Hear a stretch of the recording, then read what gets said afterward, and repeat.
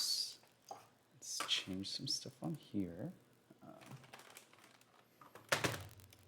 Date with data 2. I'm gonna update. Cool. Cool. I can't tell if we're online. It looks like on Mixer we are. So yeah.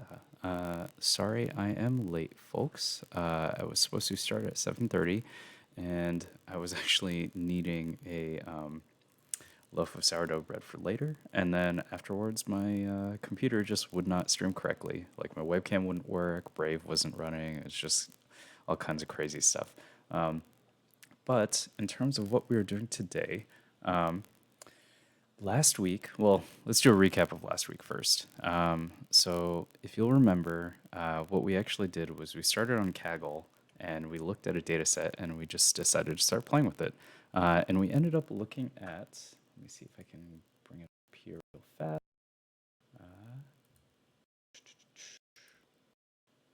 So we were at, help if I show.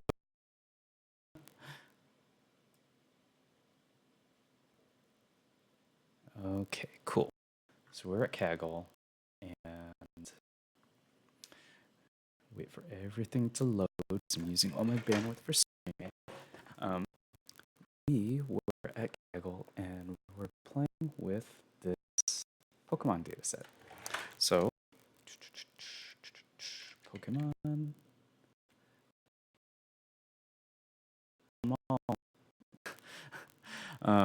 So yeah, we were looking at this thing. I'm pretty sure. Yeah, ABC SDS Pokemon. So it's this thing, and zoom a little bit. And if you'll remember, we did some very basic exploratory data analysis. So before, let me actually code. So, one of the things I mentioned before was I actually made a repo on my local computer. And I was like, well, that's weird.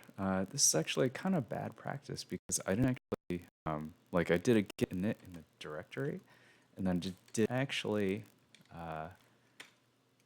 put it onto my GitHub. So this time I've actually logged into GitHub already. And right now I'm cding into the Pokemon directory. See Pokemon. LS, get status. Okay, yeah, cool. So right now, we were working on master, which is not a good call. But we did do a git init, so there are a bunch of tracked files already. So we're going to open this stuff in code, and I can show you what we did before. Basically, what it is right now is that there is a raw directory that, oh, cool, Visual Studio Code is uploading, or updating. Okay, so what I was trying to show you was before what we did was we downloaded the C file, we made a Jupyter Notebook file, and then started doing some exploratory data analysis. And we also made a markdown file that we used to keep track of what we're doing. So I'm opening up Visual Studio Code so that I can actually reopen the markdown file and show you what we did last time, and also kind of remind myself what we did last time. It's been almost a week. So if we look back at Visual Studio Code and hide Brave for a second.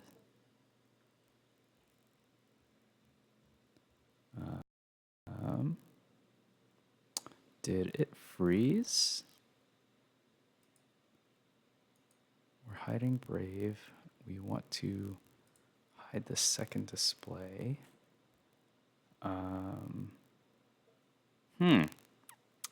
Well, we are just finding all kinds of weird things today. I think stuff is not wanting to actually stream correctly today. So that's super fun. All right. Well, okay. We'll figure out a way around this. It just adds to the complexity a little bit, but that's okay. basically what I have right now open is Visual Studio Code, and for some strange reason, it's not showing anything, and it might be because OBS crashed. Cool, cool, cool, cool. Um, did my whole computer crash? Let's actually look to see what the stream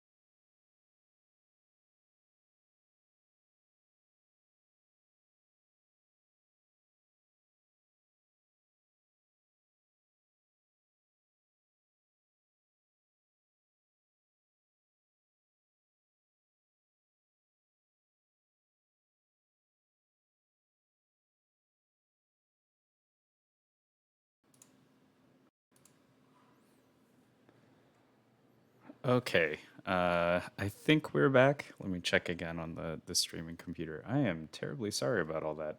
Um, yeah, so um, a lot of stuff just happened. Yeah, um, actually, um, I will tweet this out again.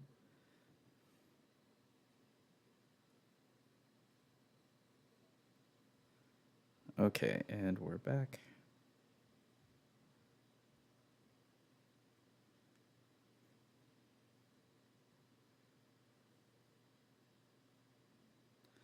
And yeah, it's it's been a thing. Uh,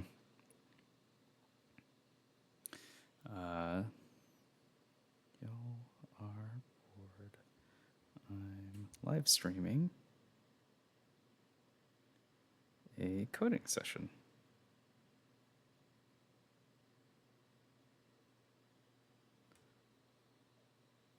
Okay, yeah. So a lot of discoveries just happened. Laptop crashed as I was trying to show out what I was doing with GitHub and the project that we did last time, and getting all this stuff to actually run. So the laptop crashed, and then while I was, trying to reboot the computer and just kind of reorganize some stuff, I found out that the sourdough bread loaf that I had made right before streaming. Turns out I completely and utterly forgot to actually put the sourdough starter in the dough. So it was just chilling out, and it was just flour and water and yeast. And I was wondering when I was mixing, I was like, why is it so tough and why is it so dry? Like, this is not what happened last time. So, yeah, I managed to mix all the starter in and the salt. Hopefully, it will actually be good. I don't know. I just told my brother that like everything is not coming up Millhouse right now. But yeah, so we are going to play around with some more code today. Last week we were actually looking at this data set that I'm showing off on the screen right now. It was the Pokemon with stats data. Let me see if I can full screen and then change the size. Uh, yeah, so last time this is the data set that we were working with, and we did some exploratory data analysis just to see what it looked like. And basically, what we mostly did last time was like, okay, well, if you've never done this kind of stuff before, you're gonna have to like get some sort of data science environment. And the easy one to get was Anaconda. So we did like a super kind of brief run through on like how to get Anaconda working and where to get it. This time, and back then I'd alluded to something that like you should do every time, at least I do, is I make a new directory and I make a new GitHub and I make a new environment for each time that I'm trying a new project. So what we've got now is we've got the data set open, and then I am going to open Jupyter Notebook once I remember to actually activate that fancy environment that we made just for this. So it would be conda activates, actually, what was it? Conda and list, and we can see what I actually have created. I would show you in Terminal, but we found out last time that for some reason Terminal just doesn't want to get screencast. It's really weird. So what I'm going to do is, let me see if I can actually display capture. Nope, that's not working either. Okay, well, we're going to conda activate Pokemon Kaggle. That was the when I say Pokemon activate conda activate Pokemon Kaggle, I'm not actually doing anything all that special. I just duplicated or cloned the base conda environment to actually have a environment for playing around with this Pokemon dataset. And I do that for every project just to make sure like I don't import unnecessary or install unnecessary libraries for something I need or something I'm working on. For example, this Pokemon Kaggle database, I don't think I'm going to need Beautiful Soup or anything like that. So there's no need to install some web scraping stuff or Selenium. No need to install stuff like that, and it saves some memory, actually. So yeah, last time I had mentioned I did a git init in the directory that I had been made for this repo. And because of the exploratory data analysis and just kind of walking through everything, I actually did something that is very bad, and I definitely was doing all the exploratory data analysis on master because I just completely forgot. So we are going to fix that, but first we are going to actually go to GitHub, as you can see here, and we're going to make a new repo. And the reason why we want to do this is because when we use Git, we actually get version control. And I think it'd be good to actually show this stuff off. Not because I think it's important, but because I think it's good to actually work on something and then have it available for other people to check out and maybe even comment on, all that kind of stuff. You can actually do that on Kaggle. You can actually submit all your notebooks and stuff onto Kaggle. I don't particularly feel like doing that. And I think it's better to actually do it through GitHub because it's something a little bit more realistic. So we're going to say Pokemon Kaggle fun. And the description will be, this is a repo, whoops. This is a repo used for Aaron's date with data, date with data live stream sessions. It uses a data set from Kaggle, and we'll just leave that there for now. We're going to add a .gitignore, and we'll use Python because we are doing Python. And license, let's do, I actually forget what's the common one. I guess MIT license. And we'll do the create the repo. Yeah, so it's going to go through and make all this stuff for us. And what we're going to do is we're going to actually clone this down, or at least get the link to it, and then go back into terminal. And we are, if we do git status, we can actually see that we are on branch master, which again, that's a no, you don't really want to do that. And what we're going to do is we're going to add a remote. So git remote add.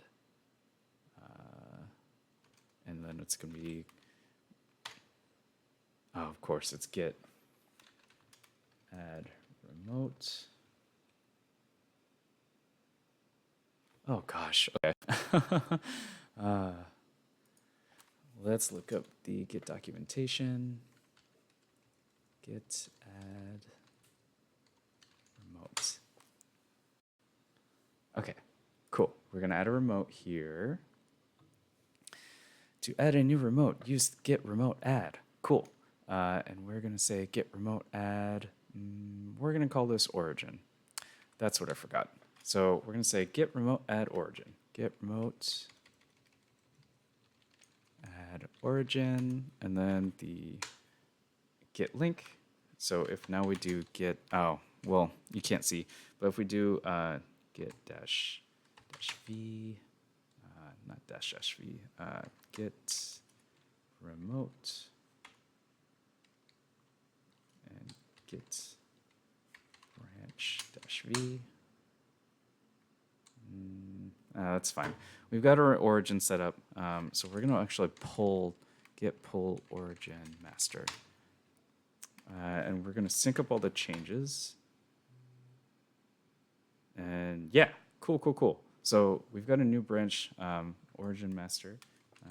And where are we right now? Okay, so one thing by doing all of this, and we'll go back to Visual Studio Code. Assuming Visual Studio Code is working again. I think it was, right? So we're closing down Brave. Yeah, so we have got VS Code open now. And what we did last time was we actually made this readme.md. And this is basically a summary of what we did last time and what we're trying to do with this, and as well as some basic requirements based off of last time. So I had written down like things that we did last week and things that we noticed, and then for next time, what do we want to do? And one of the more important things was actually put this in a GitHub repo. So now we've linked the remote, and we have linked the. Oh, that's my TV. I saw like this black box like right over my head and couldn't figure out what was going on. Yeah, so we created the remote on GitHub. We've linked the remote to this repo locally, and we have actually since we made a .gitignore when we created the repo on GitHub, it came with that and actually knocked out the. It started ignoring the .gitignore already, and the IPy checkpoints. So one thing that we do want to do is we're going to go back to terminal. There are some things that we don't want to include. So for example, this is Kaggle's data, and it's so we have the raw data in here. It's probably actually not a great idea to keep it in this base folder. If I were gonna do things differently, I would actually change the directory. So I'd move it into a raw file directory. So I'm actually gonna make that, make dir raw data, and then move Pokemon.csv to raw data. So if we do ls, that's gone. It got moved into raw data. And I'm also going to create a file for the actual Python. And we'll just say, yeah, Python. And then we're going to move the Pokemon Kaggle IPy into the Python folder. And I just like having this hierarchy. It's a little bit more cleaned up. The base directory basically only has the README, and I think it makes it a little bit easier to read. But one thing that I'm going to do in Visual Studio Code now is I'm going to open this .gitignore, and I will actually remove the raw data from the repo. And I'm doing this for a few reasons. I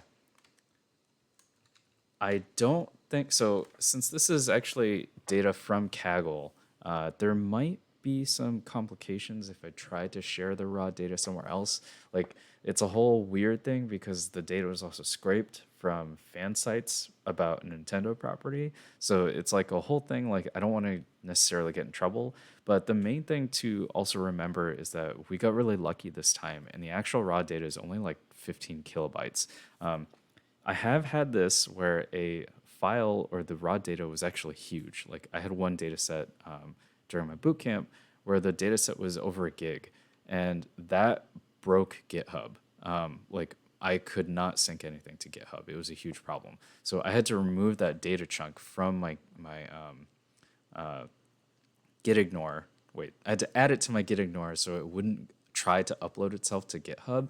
And it's just like good practice because like sometimes you're gonna get data that just you cannot put it up on GitHub. It will have some sort of problem. Either it could be too big, it could be the data could be sensitive, or it could actually have like login stuff, and you don't want your login stuff to actually get put up there. So I've written down like I have got my raw data, and I want to ignore the folder, and I'm gonna hit save, and well. Terminal doesn't work. I always keep forgetting this, but if I say git status, also I'm going to check out into a new branch. I keep forgetting that. So I'm still on master. Again, working on master, not a good call. So we're going to say git checkout -b, and it'll be initial EDA. And we have now moved into initial EDA. And if we do git status again, it is going to show that we've got a modified .gitignore, we've got new files like readme.md, and a new directory called Python. It does not see the raw data directory, and that's because I added it to the gitignore, which means it will not be looked at by Git. So this time, what we're going to do is we are going to git add readme.md, and then I couldn't have done this in one line, but I'm also going to say git add the Python directory. And what this and also of course git add .gitignore. And if we do git status again, it's going to show that all of those are modified or new files and they're ready to be committed. So we're going to say git commits with a message, and we're going to say initialize repo and perform first EDA. So that's going to be the message of this commit. That looks like it worked. So we're going to do git push origin, not master, git push origin initial EDA. And we're going to log in with my password, and that should send everything up. Cool. And we're going to do a pull request now. Cool. So let's go back to Brave. And we've got Brave open here, and we're going to go back into GitHub. So this is documentation for adding remote. This is GitHub. And you can see now there's a yellow thing that says initial EDA branch, and that branch came up less than a minute ago. So when we do the open a pull request, we can see like, oh, here's some changes. There's actually kind of a lot of changes because we did all this last time. And then what's going to be confusing is that notebook files, like whenever you make changes, it does like a lot of stuff in terms of adding things. I think because the notebooks, like they look kind of like JSON, but they are more like whatever. It keeps track of a bunch of stuff that is a lot is hidden when you're actually looking at the notebook file. So we're going to create the pull request, and we're going to merge the pull request because there's no conflicts or anything. And it looks like it merged, so we're going to delete that branch, make it a little bit neater to look at. And, oh, Dad, okay.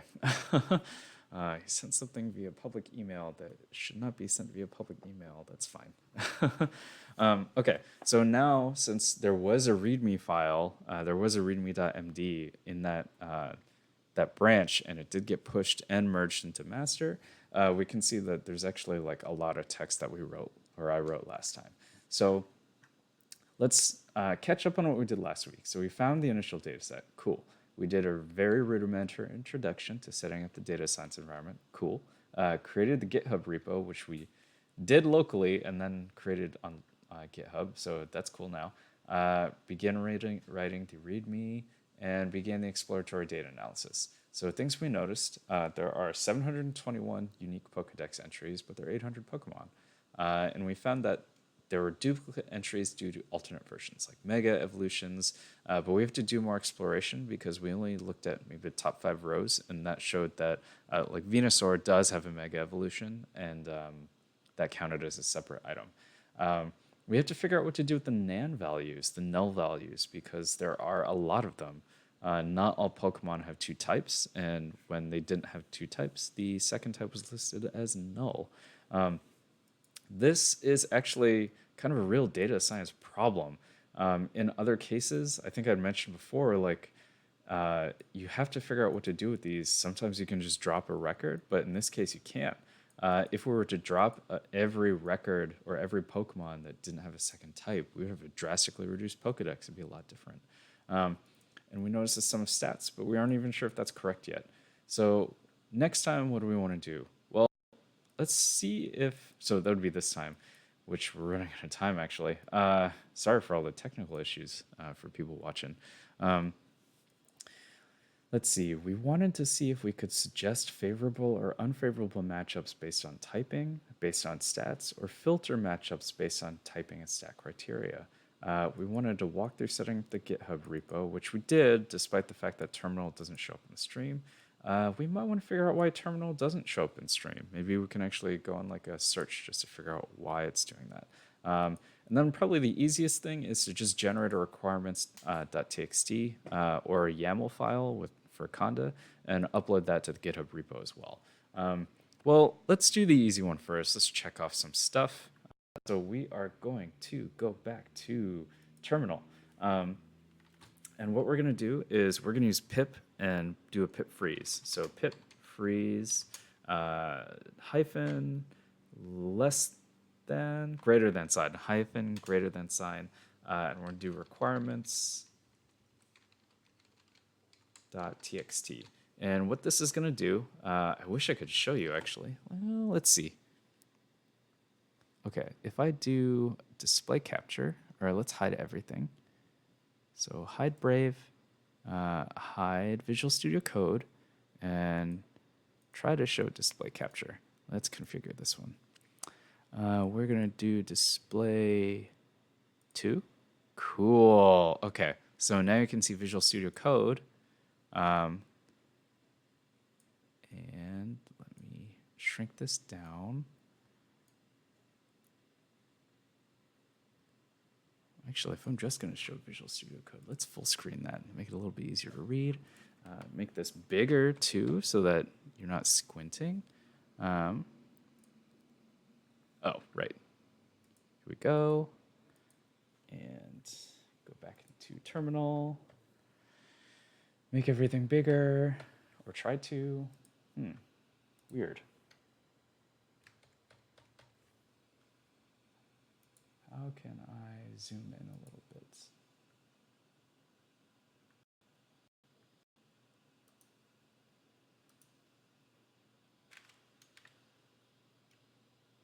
Oops.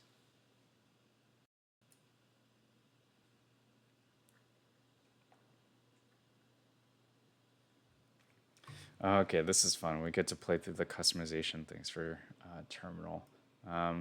Let's not do that right now.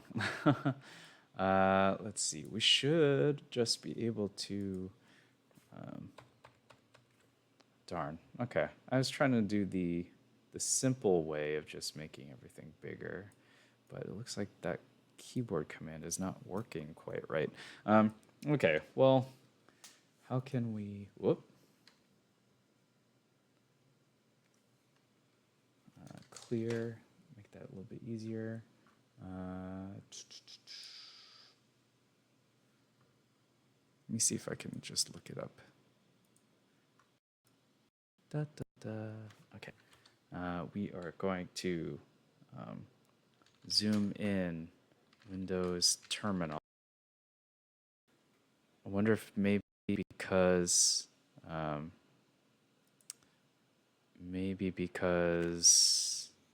I'm using the screen capture, sometimes that causes some problems. Let's see. I can zoom in and out. Oh. Whoa, cool. Okay. So I'm very used to using keyboard to do zoom in and zoom out. And apparently, you don't have to do that with Visual Studio Code. You can just control and scroll your wheel or trackpad. So that's kind of nice. Although, also would have been nice to just use my keyboard shortcuts that I'm so used to. All right. So what we can actually show now. So git status. That's where we are right now. If I can type, there we go. So we're on initial EDA. We've made no changes since the last commit and push. But what we are going to do is we are going to list all the contents of this environment, and we're going to do that using pip. So if we do pip freeze, it will actually show you all of the libraries and stuff that are installed in this virtual environment. There are a lot of them because this is the base conda install. So you can kind of see why I suggest like every time you do a new project, you should just make a new virtual environment because like as an example, we are looking at Beautiful Soup. That was the one I mentioned before. This is really good if you're doing any sort of web scraping or trying to analyze any sort of like web pages, web content. But what we're doing right now is like we're playing with the CSV. So having Beautiful Soup definitely is not necessary. Similarly, we have got some of the stuff we actually do need. So like the whole SciPy stack, we're going to need that. And IPython's really nice, and I believe Jupyter kind of depends on it in the back end. Jupyter's in here, which we need because we're going to go back into the notebook. And there's a whole bunch of other stuff on here that you kind of need, but sometimes you just don't, you know? Like if you wanted to use Spark and you had to install PySpark, I don't think that's installed by default. No, it's not. So yeah, it's just good. Like it makes things a little bit neater too, in case you're not using stuff. It just cleans up the terminal whenever you do a pip freeze, or like we do, which is we're gonna pip freeze that and then pipe it into a requirements.txt. And you'll notice that it won't actually have an output at the terminal. But if we clear and do ls, look, there's a new file called requirements.txt. And you can even see it if we do git status. We've got a new file. So we're going to add that just to get it ready. And the thing with Git commits is you actually probably want to do as many as you can. Probably like The rule of thumb I was trying to do is like maybe every 60 minutes to 90 minutes do a Git commit, which is also what I try to do now with washing my hands. So Git commits, and we're going to say add requirements.txt to repo. And send that through, then push origin and initial EDA. Another suggestion I've heard that I think is good, and I'm kind of violating here, is every time you make a new feature, you should make a new branch. And I want to thank Christian for that one because that's a really good idea. Christian was my coach over at the Flatiron Bootcamp. So if we go back to GitHub, and we do, actually, I should show you, right? So hide the display, go back to Brave. If we go back here, is it even showing correctly? It is not showing correctly. That's better. Okay, if we go back here and we do pull requests, it should actually show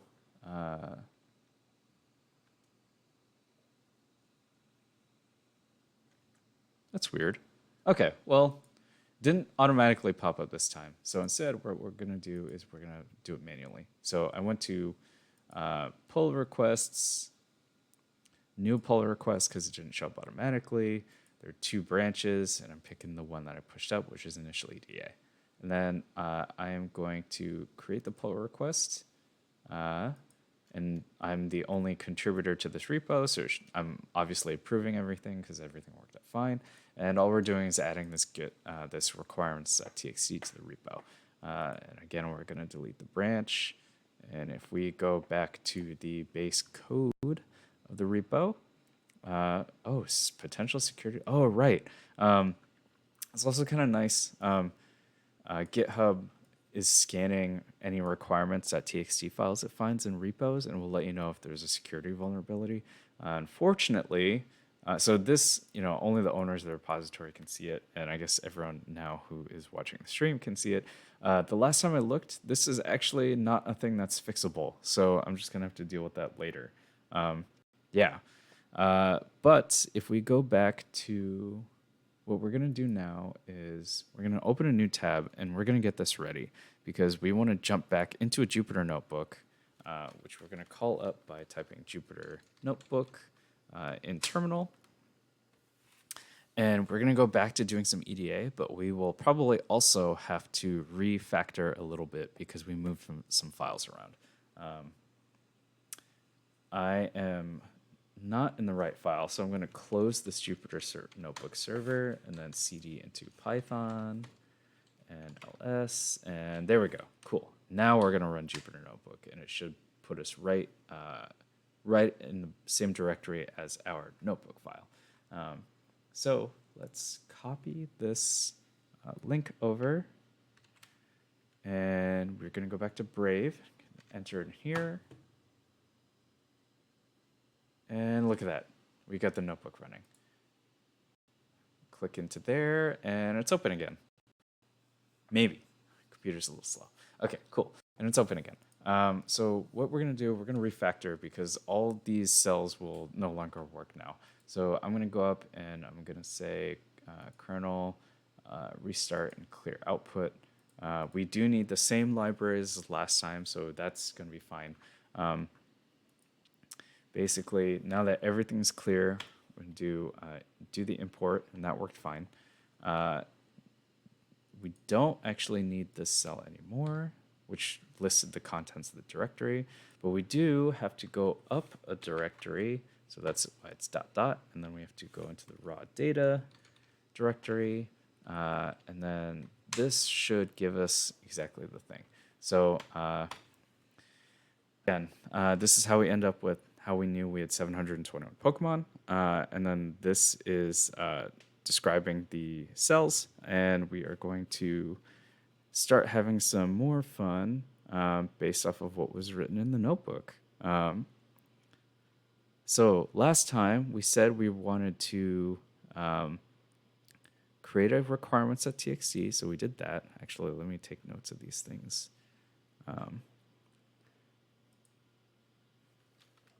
Add new lines. What we did on 2020-05-07, we created and linked Git local Git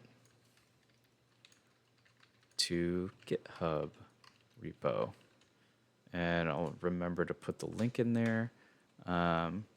We also created the requirements.txt, and we did set up, let's see. So what we want to do is we actually want to figure out favorable and unfavorable, and we should first also do the really basic thing of figuring out if the stats are adding up to be the same. So I am going to make a new column in this data frame. So again, what we did was we took the CSV and we imported the contents into a pandas data frame. So I'm going to make a new column and I'm going to call it, let's see, imputed calculated stats. And I'm going to say that's going to equal df, let's see, there should be a sum, pandas sum multiple columns. Man, it's been a while since I've been playing around with code, to be honest with you. This whole week I've been doing a technical interview challenge for a science company that I thought was going to be doing a lot more data science, and it does not look like that is in their plan. And it's been, frankly, it's been like a really hard challenge. A lot of questions I'm not actually too familiar with the answers with, and I'm just trying to work as hard as I can through them. And just kind of get practice with interviewing. The company is really cool. It'd be really cool to work there, but it is like reminding me that I haven't done like my science background in kind of a while, which is fine. But yeah, let's see. So we got sum up multiple columns to one column. Oh, thank you, Stack Overflow. Your voice mostly been good to me. So we have got for some all column. Huh.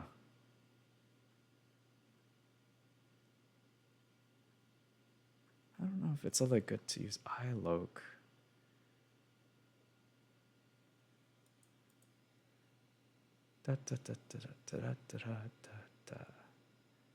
You can just sum and set param axis equals 1 says sum the rows. This will ignore non-numeric columns. Cool.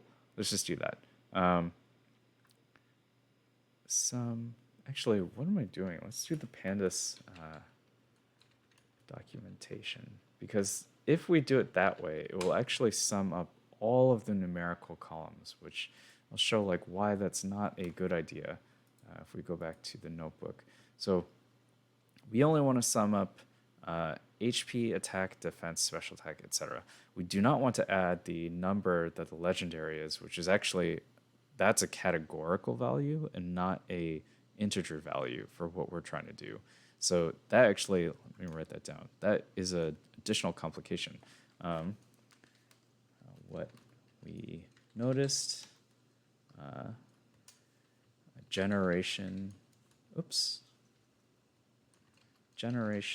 number is a categorical value here and should not be used as an integer. We can use it in terms of like, okay, well, can a Bulbasaur see a, actually move these up, and then we can actually compare how much of what we did we actually did. So can a Bulbasaur interact with a, let's say, Axew? I don't even remember what generation Axu is. I'm sure I'll ask my brother after. But it's like completely different unless you're playing a game that mixes all of them together. Uh, so we noticed that, and what we want to do is some specific columns. So pandas data frame sum. And it is loading. So we got access equals. We want the access to be 1, and we want specific columns to be used. So if we do,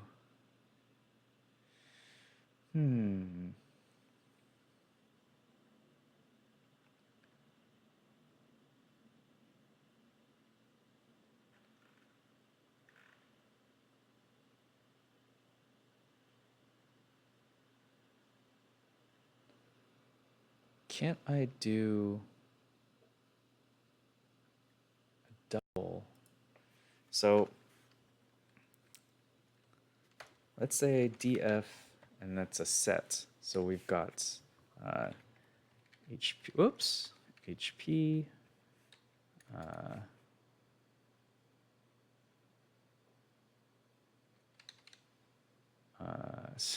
attack. I think I have my brackets in the wrong spot, but we'll find out. Defense, attack, defense, and speed. So if we do this, it should give a sub. Yeah, I figured I did something wrong. Oh, that's why. I just misspelled that. So if we fix this typo, hopefully it'll work. Cool. Okay, so that worked. So what we did here is we actually did we extracted a sub data frame from the original data frame with only these columns, which is what we wanted. And the reason why we wanted that is because I think I can just do sum, access equals 1, not all of them. Cool. Okay, so what we did this time was, since I made a sub data frame, I can call the sum function on the sub data frame and only do it on a per row basis. That's what we're doing here. And basically, it's going to go up to this main data frame and then grab these individual values, and then add them all up. Yes, and then what we can do is we can add this back into the original data frame. Let's put that in new code. So df, let's say imputed calc total equals, and we'll just copy paste this because we already wrote it and I don't feel like retyping the entire thing. So if we do this and then display df.head, let's say the first 20 entries this time. That should actually give us a new column. Yeah, give us a new column. And what it did is actually did try to go through and find the sum of these columns right here. So HP all the way through speed. And what this means is that we can see if these are all the same values. So we can say if, let's do some more subframe filtering. df, let's say total not equal to df imputed calc total, and those should all be in quotes because otherwise I'm pretty sure Python is going to dislike it. So if I'm thinking this correctly, it should actually return a subframe that is basically all the places where it is not equal to the other. Cool, and it looks like it's working. So if I get rid of the not equal, let's not do that. Let's just put a new cell so it's a little bit easier to understand. If I put it in a new cell and say, let's say, give me all the places where they're equal to each other, right? It should give the entire thing. 800 rows, 14 columns, and before we had 800 rows.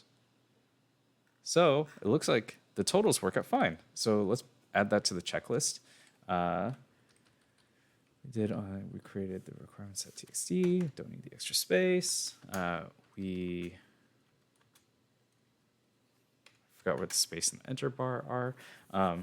We also calculated the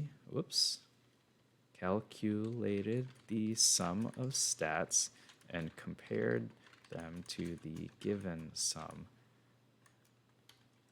They are the same, but we wanted to do a simple fact check / verify. So cool. We don't have to worry about the integrity of this data column. It is good. And what we can actually do is we can, if we wanted to, we can save some memory and just drop that whole column because we just did some testing to see if it's true. And it is, so we don't really need it anymore. But what we might want to do is, let's see. Oh, wow. Okay. I actually forgot that there's like things like confined and unbound. So let me write down what we noticed this time. In addition to mega forms, there are the other, I guess, types. That's not a good word to use of Pokemon. Designations for individual species, e.g., confined,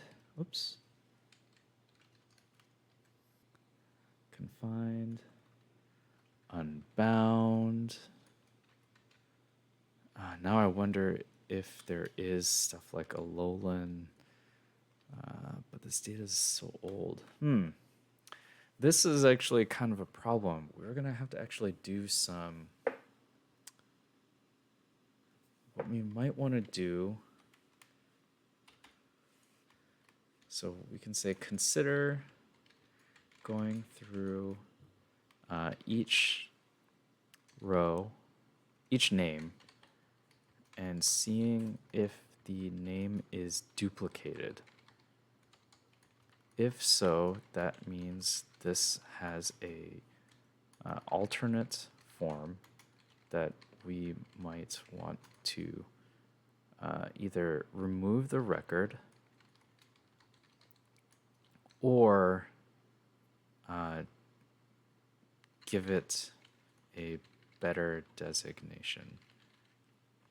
I think it might actually be interesting. Make a new data frame to hold all of the mega evolutions, legendaries, mythicals, anything with a stat total above a certain threshold. And the reason why I think this is a good idea is because if you're actually using a mega evolution, you're like probably playing this game very seriously, and those strategies become a lot different. So mega evolutions start being able to take on things like legendary Pokemon. Like actually, this is a good example. So Bulbasaur, Ivysaur, Venusaur, for example, like you can see their stat total, right? 318, 405, 525. Those numbers are pretty high, but if you look at Diancie and Hoopa and Volcanion, you can see that their stats are way higher. Like Mega Diancie is up at 700, right? Diancie, which is, I forget, yeah, it's a legendary, it's a 600. So a Bulbasaur, there's no way it's going to compete with a Diancie, and probably Venusaur won't even be able to compete because the stat difference is huge. However, and that's also interesting because like Venusaur has significantly lower stats, but its typing is technically at an advantage, a double advantage over Diancie. However, its stats are likely unable to make it that competitive. But if you actually used a Mega Venusaur, that might actually work out because you have a stat advantage over Diancie that way. So this might be a good idea to group megas. Well, unless they become a mega dance, even that's a problem. But it might be a good idea to go through here and just see ooh, okay, we'd have to split. Man, I do not know how they scrape this data, because putting these together is actually kind of annoying, and it's not even all that consistent. So I guess what we can do to filter out is if we go through every record and just search for mega, that would give you all the megas. The legendaries have an additional problem where their special forms don't always have a consistent name. So Deoxys defense form, Landorus, Thunderous, they all have Therian, and I forgot what the other form is. Those are going to have some additional problems. But if they all repeat their names, at least what we can do is introduce some sort of filtering based off of that. So if the name is duplicated at all, we just have to split it based off of capital letters. So we're going to write that down. When going through the Pokemon names, look for where capital letters are right after. Oh, actually, I should have made this bigger so that this was more legible. I'm just realizing that this probably just looks like blurry text to you.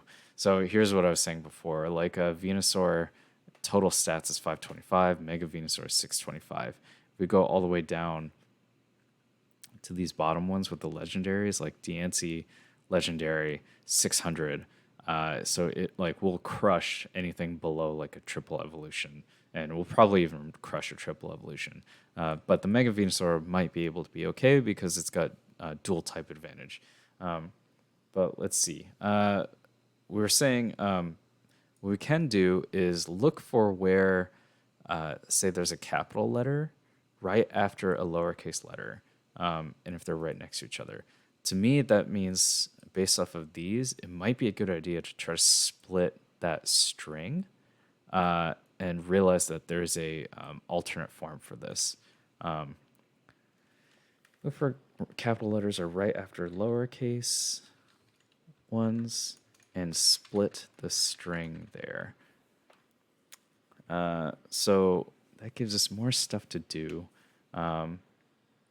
What else? We can also,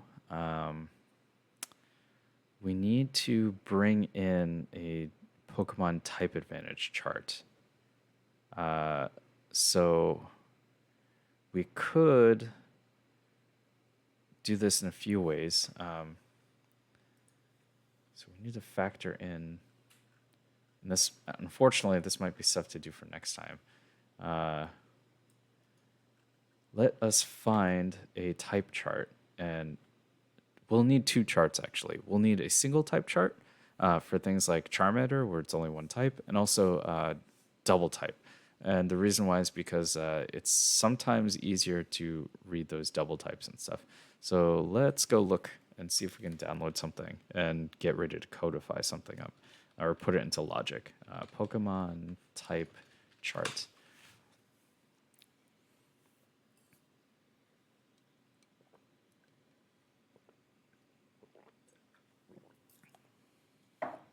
All right.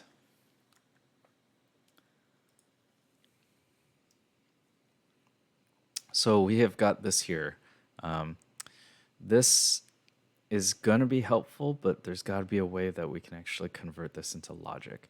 And if we go to, I think this place has a double type chart somewhere. Gen 6 type chart image. Oh, we can download it. Here we go, dual type charts. And since I'm a Pokemon nerd, I'm actually curious what unused type combinations there are. Normal ice, that would be terrible. That's double weak to fighting. That's awful.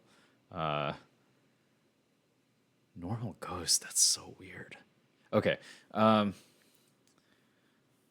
this is the dual type chart, and it gets a lot more confusing. um, so basically means like if the Pokemon or the move attacking you is of this type, then and you are one of these, this is the effect it gives you. Um, but let's start with this first one. Since we are not factoring in moves, we're just going to look at the Pokemon base types. Um, let's see. We can put this into logic how?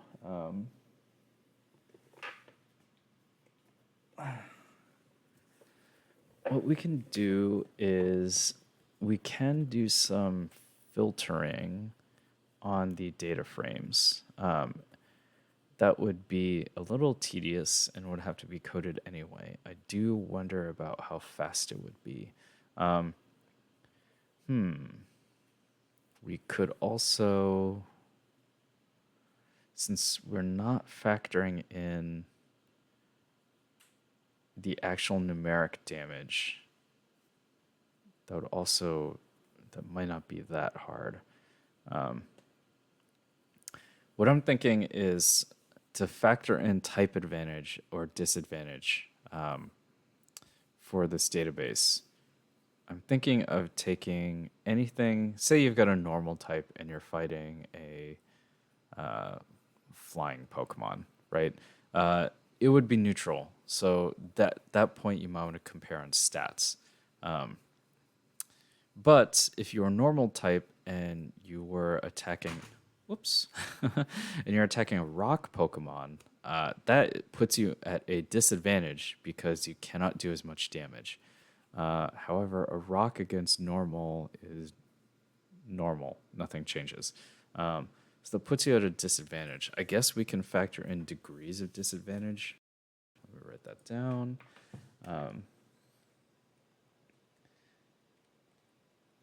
What we did, we found a type chart. We're going to download that actually, but we'll do that later. We'll just put the link in here. Here.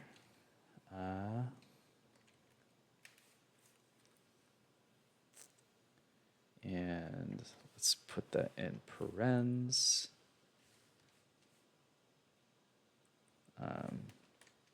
Maybe save the picture to the repo for easier reference. Factor in degrees of advantage and disadvantage. So example, normal versus rock is at a disadvantage because normal does half damage to rock. Capitalize, whoops. But rock does normal damage to normal, so the disadvantage is not as severe as, let's say, water or fire versus water. As fire versus water, because fire does half damage to water, and water does double damage to fire. And fire versus water is not as bad as there's got to be a the factors, that's with dual types, as dual type disadvantage, like fighting versus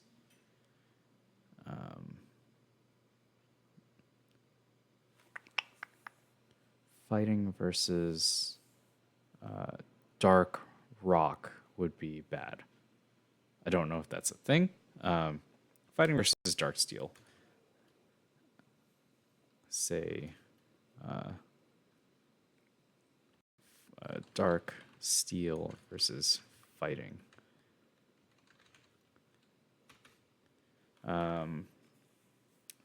Let's see. Plus, there's zero damage scenarios like ground versus flying, I believe. So ground does 0 damage against flying, or poison does 0 damage against steel. Wow, okay. Or I'd say normal versus ghost, or poison versus steel. That's new to me. I didn't play a whole lot after Steel, Fairy, and Dark were introduced, so I'm surprised. And I've been playing a lot of Pokemon Go recently, and they're like poison does normal damage against Steel, and there are no 0 damage scenarios in Pokemon Go. So like now I have to separate Pokemon Go from regular Pokemon. It's just kind of trippy. Yeah. What else do we got? Yeah, unfortunately, like my original plan was to stream from 7:30 to 9, and we had all those technical issues. So we actually got like a super short stream today, unfortunately. But at least we kind of got more things to do that are fairly interesting. Like could even just make subtables a little bit easier on memory. I might actually do that now. I'm going to make a subtable. So Gen 1 df, I'm going to say is equal to df, df where generation is equal to 1. And we're going to have to filter out. So what I can do with this is gen 1 df dot head. I'll do 20. You may be wondering why I'm doing this. Well, because what I can do now is I can actually go through here and practice some of the logic on a much smaller table, which should help run things faster and just get like a minimum viable thing, minimum viable model on a smaller data set of only 150 Pokemon, or 100 and, it doesn't say, 100 and say 70, because there's some Megas and some Charizard X and dual forms and that kind of stuff. So this might actually be a good idea, I think, because now I can actually more sensibly read what's happening with the smaller table. So this is actually something I'll work on next time.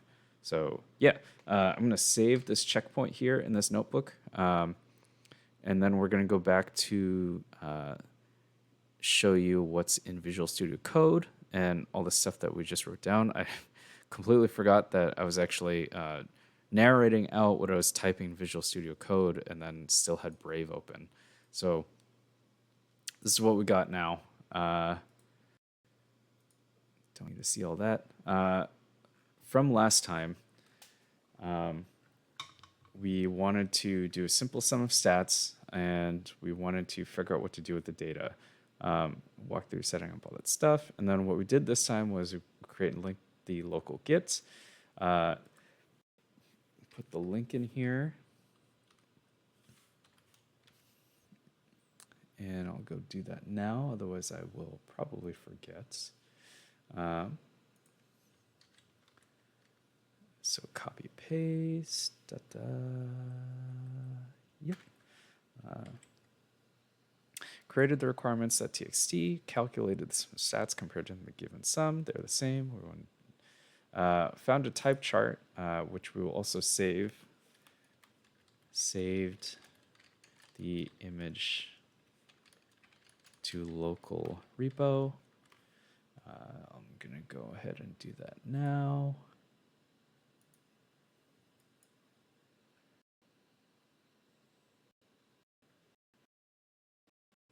Hopefully it doesn't crash my computer. Ooh, it's moving kind of slow. Okay, so we're gonna go into our repo here, and lots of clicking and navigating, unfortunately. Coding, projects, Kaggle, not bird ID. Oh yeah, I forgot. We actually looked at a bird identification thing last time. That was pretty cool. We're gonna save this type chart into raw data. And this dual type chart too, see if we can save that. Although I think you can't actually download it because the table's too complicated. So instead, I'm going to link it here. There is also a more complicated dual type chart here. Parens here, square bracket, paste that, and that's going to be hyperlink. Cool. Degrees of advantage and disadvantage. Actually, let's move that to create that for next time. Or into what we noticed. Not sure why there's a yellow squiggly there. That's fine. And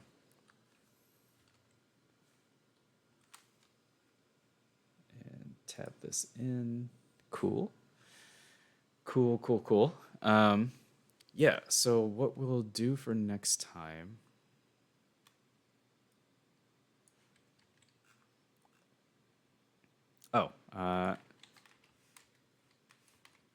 Make sub data frames to simplify logic testing. So what we will do for next time is we will actually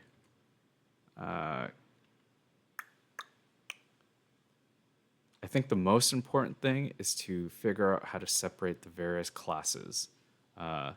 So figure out logic to extract alternate forms and have them ready in another data frame. And the reason why you do this is because mega evolutions, which I've mentioned a few times, is not a mechanism that is made into other games. It was only one generation, which kind of sucks. I wish they kind of rolled that out into other generations. They kind of did with Gigantamax, but they're not all Pokemon, I believe, have a Gigantamax form. I can get corrected on that. That's fine. Yeah, so figure out the logic to extract alternate forms and have them ready in another data frame if needed, and then figure out logic to depict type matchups. Type matchup advantage, disadvantage. Honestly, there might be a lot to do in one stream next time. So who knows? Maybe I'll do a different one, or I might just do a longer stream session or something. That's fine. But we're gonna save this, and we are gonna go back into terminal. Whoops. Yeah, we're gonna go back into terminal, and then I will show you what that looks like here. And close Visual Studio Code. Yeah, so you can see that like Jupyter Notebook's running. I'm going to close that notebook server by hitting Control-Shift-C on Windows and Linux, at least on Windows. Clear to make this a little bit easier to read. Get status, and we should see a few files have changed. Yeah, so we are going to go cd back into, well, we're going to add the notebook file because we did make some changes to it. And we're going to add the README.